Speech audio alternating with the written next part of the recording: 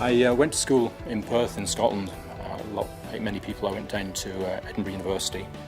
So I came out after 4 years with an honours degree in geophysics. I was left with a choice: do I join industry or do I continue in academia, just do a PhD? Regrettably, that took 5 years, should have taken 3.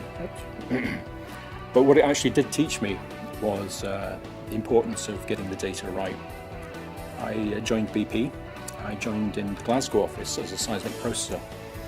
Well, that means taking the seismic data that we've collected in the marine environment and trying to work it, trying to improve the image to the highest possible definition you can. Quite fortunately for me, I was put on one of our projects in the Western Shetlands. I managed to improve the seismic image. My boss came along to me and said, "It looks like it's 250 million barrels." And lo and behold, we made the Foinaven discovery. And so it was the Foinaven is the racehorse that came in at long odds. And this is the field that came in at very, very long odds. A field that probably shouldn't have been found, could still have been sitting out there.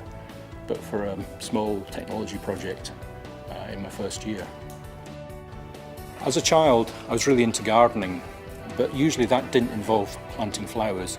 It usually involved digging holes, which invariably filled up with water. These days I'm still digging holes, it's just that these holes are now 4 kilometres into the ground.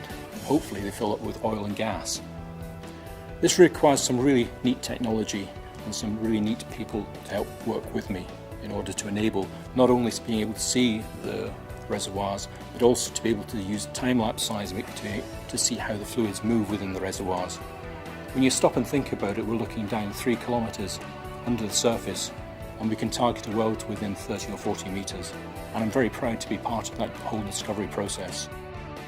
I'm in a position now of having 4 discoveries behind me and still learning a lot about the North Sea.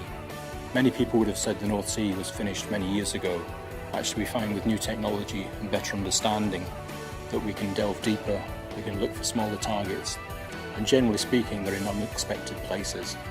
So I'm pretty confident that in another 10 years' time, I'll still be looking.